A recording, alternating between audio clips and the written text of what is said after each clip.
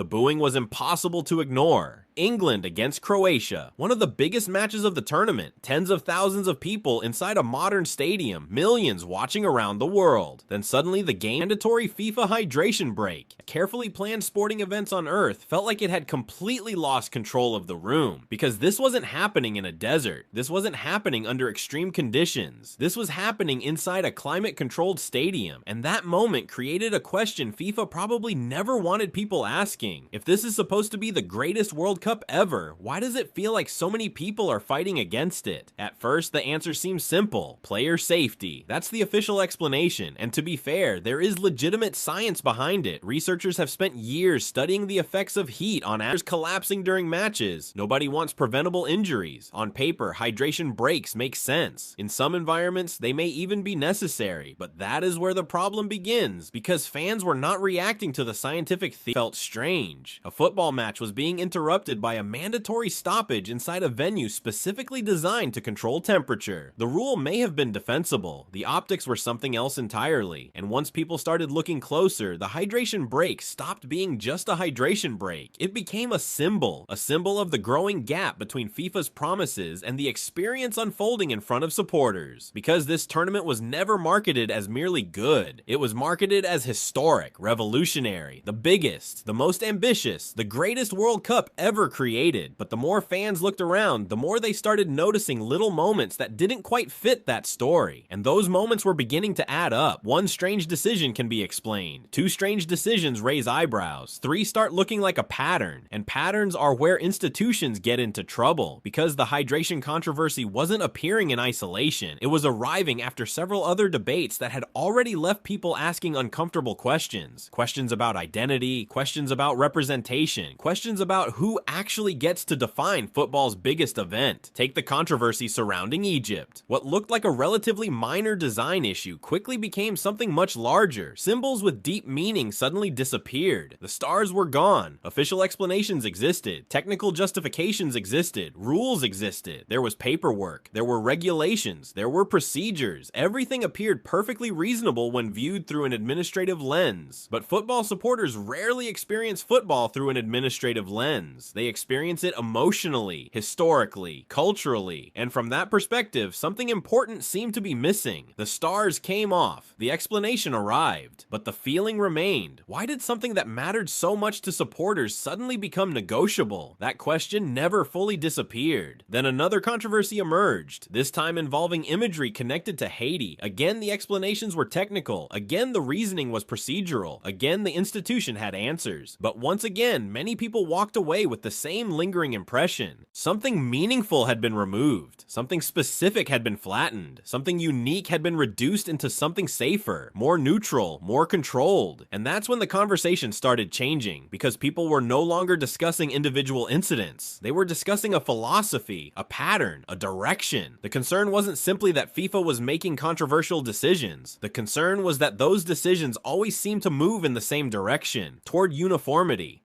toward consistency, toward central control, toward a version of football that felt increasingly FIFA branded rather than nation branded. And that distinction matters more than it sounds. The World Cup is not supposed to be a corporate convention. It is supposed to be a collision of identities, different histories, different cultures, different symbols, different stories. The tournament becomes powerful because every nation arrives carrying something unique. But what happens when uniqueness starts becoming inconvenient? What happens when cultural complexity collides with institutional simplicity? What happens when the easiest event to organize isn't necessarily the most authentic event to experience? Those questions became impossible to avoid, especially when the football itself was actually delivering. That's what makes the entire situation so fascinating. The football has often been excellent. The players have produced incredible moments. The matches have generated drama. The talent level has been extraordinary. In many ways, the sporting product is succeeding, and yet the conversation keeps drifting somewhere else. Back to the administration, back to the rules, back to the presentation, back to FIFA itself. That's rarely a good sign, because when an organization promises the greatest tournament ever, it creates a dangerous standard. Every decision becomes part of the evaluation. Every controversy becomes evidence. Every mistake becomes symbolic. And suddenly, even a hydration break becomes a referendum on the entire project. The boos in Dallas weren't really about water. They weren't really about player safety. They weren't even really about that specific match. match. The boos represented accumulated frustration, months of questions, months of debates, months of controversies that never completely disappeared. People were reacting to a feeling that the tournament was increasingly being designed from the top down rather than experienced from the bottom up.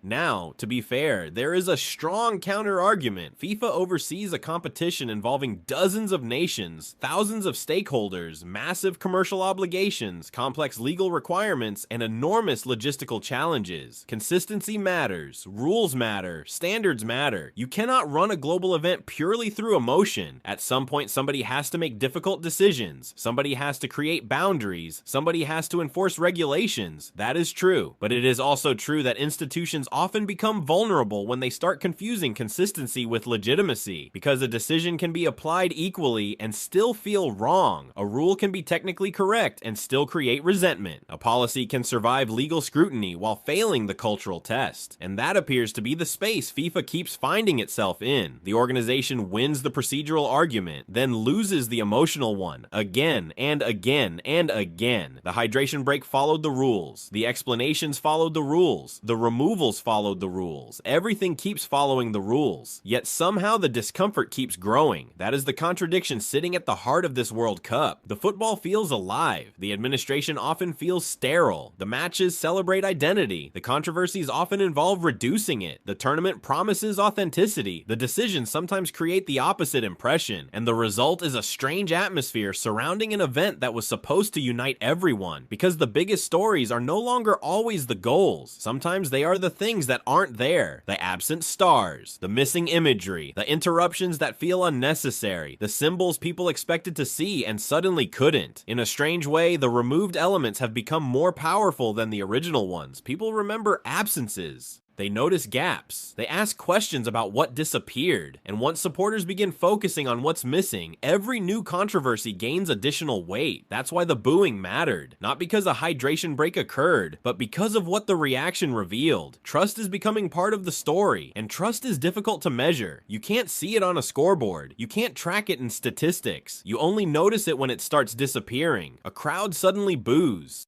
A debate suddenly explodes. A small controversy suddenly becomes international news. And everyone realizes the issue was never really the issue. It was the signal that something larger was happening underneath, which leaves FIFA facing an uncomfortable reality. The 2026 World Cup may still produce unforgettable football. It may still create legendary moments. It may still be remembered as a sporting success. But the deeper question remains unresolved. Can a tournament become so carefully managed that it begins losing the very things that made people fall in love with it in the first place? Because the boos inside that stadium weren't just directed at a stoppage in play. They were directed at a growing suspicion. A suspicion that football's biggest event is slowly becoming a product first and a celebration second. And whether that suspicion is fair or not may end up defining this World Cup long after the final whistle is blown.